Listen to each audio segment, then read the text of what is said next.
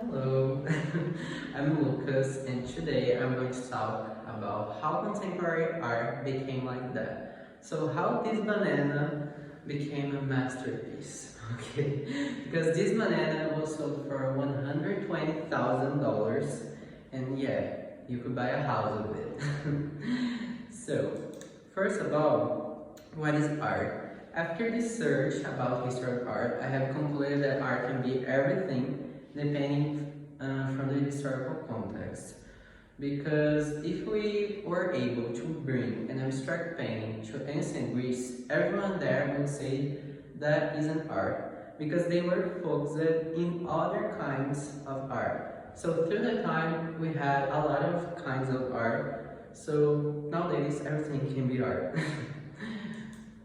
Okay, now we're going to pass through the centuries, and I'm going to explain to you the function of art through the time. So the first form of art documented was in prehistory. Here, the function of art was the communication. So we didn't have a proper language yet, so the human beings used it to draw what they wanted to talk to each other, and they used it to draw what they wanted to happen in real life, like asking for some divine thing. So they believed that if you draw some dead animals, you'll get some food, and this would happen in real life. And at this epoch, a lot of women sculptures were made, like that one, with big hips, to represent the fertility of women. After that, we have ancient Greece. Here, the function of art was to be realistic. They were focused in making the perfect human body, They used to use bronze because it was more malleable to sculpt the sculptures. And everything had to be realistic and perfect, okay? After that, we have Middle Age. So here, the Christianity had already been established in all Europe, and with it, art was around God and faith, not anymore on the human bodies. So here, the most part of the population was illiterate, so they couldn't read, and with it, artists used it to make illustrations of biblical stories, and with it, everyone could understand it, okay? And at this epoch, a lot of cathedrals were being built, and the stained glass windows were invented to light up the churches and to make the environments more comfortable to be in. Okay. After that, we have Renaissance. Here, they were looking back to the past, looking for some inspiration in ancient Greece. So again, the focus was in human body, and they wanted to make the perfect art again. So here, universities started to be formed in all Europe, and they used to teach these realistic art. So art had to be like a photograph. Okay, after that we have academic art. Here we have skipped a lot of centuries, so we are like in 1850s, and we have right now a lot of universities in all Europe, and they still teach this realistic art. So art had to be rational, calculated, like realistic, perfect, So art was very restricted to that idea. But after that, we have Impressionism. So here, a group of artists started to paint like different from the academic art, because photograph was invented in the middle of this, and they started to think, okay, let's make something different. Our art doesn't have to be like perfect and realistic, because we have photograph, So they used to paint outdoors, in nature, and they had these vegan vibes. They used to study like the lights of nature, And they made their first exhibition in 1874, and they were massacred because everyone hated. For example, the first image, you can see the marks of the brush strokes, And this for the academic art was like insult. Everyone got shocked, you know. But with it starts the modern movement. Okay. So after that we have Fauvism. Here artists wanted to explore colors in contrasts like extreme. So they use it to make these kind of portraits very vibrant, very colorful, and they were influenced by Van Gogh's paintings, and they were called Les Fauves because this means like the savage, because they were considered savage for the academics, because academics were freaking out at this moment. At this moment, okay.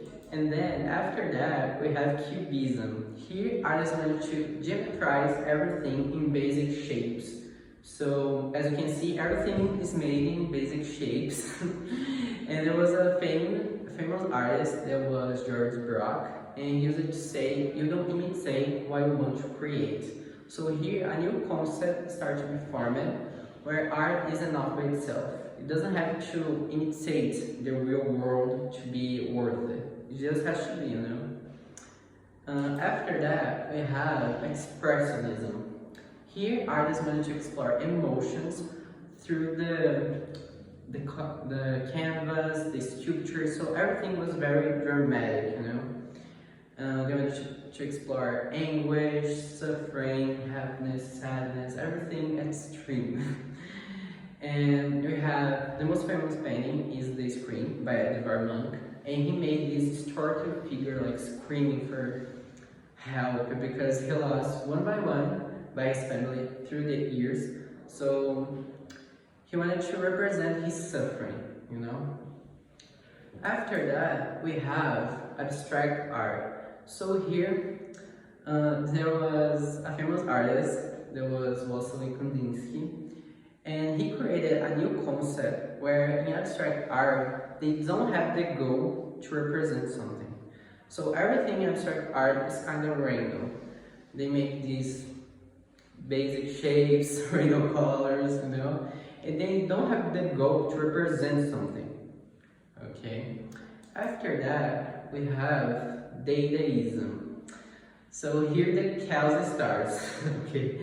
Because they were in the middle of the First War, so they were pretty nervous. And they wanted to question at this moment what art is, okay?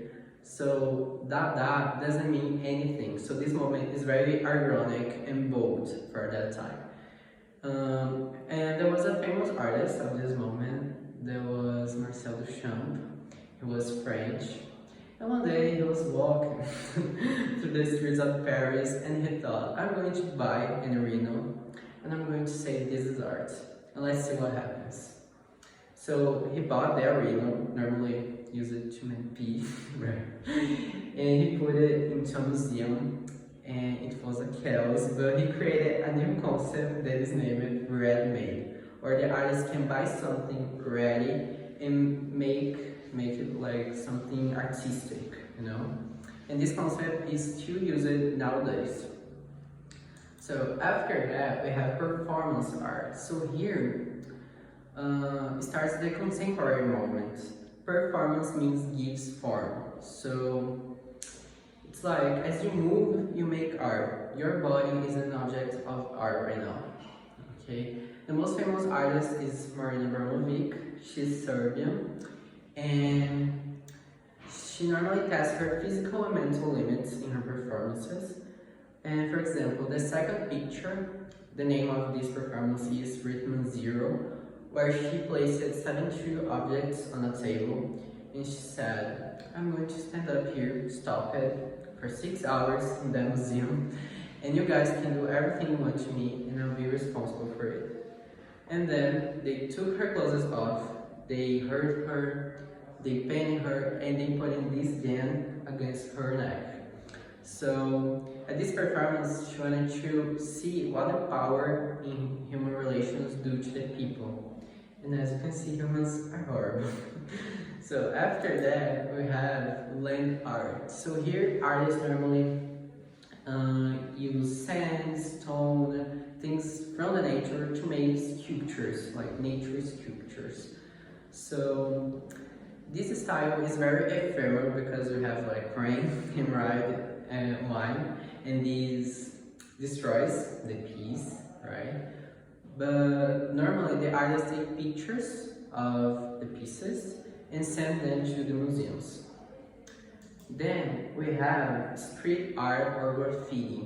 Graffiti comes from an Italian word that means graffito, and that means like write on walls.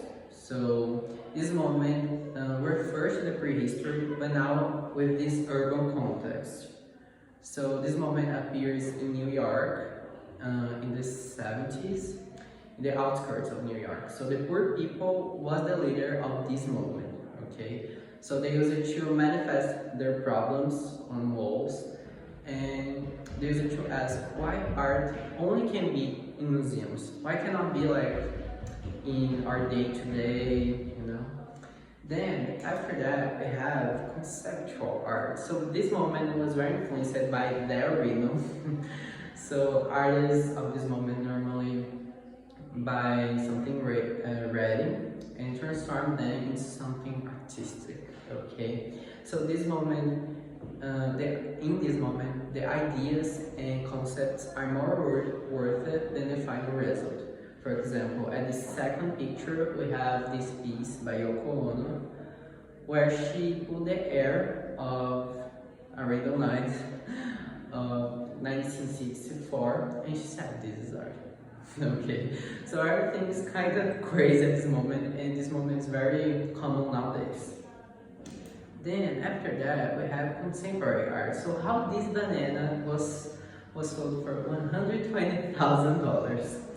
Basically because it's a ready-made. So nowadays a lot of artists use this concept created by Marcel Duchamp, or you can buy something random and transform them into something artistic. But nowadays we have a lot of kinds of art like coexisting. We have realistic artists, abstract artists, conceptual artists, you know. So yeah, to sum this up, it's basically that. I master perspective, lighting, and composition to portray reality itself as closely as possible. Artist before photograph, artist after photograph, toilet. Because after photograph, they wanted to explore new ways of making art. So that's how a toilet and a banana became a masterpiece, okay? I hope you have enjoyed it. Bye.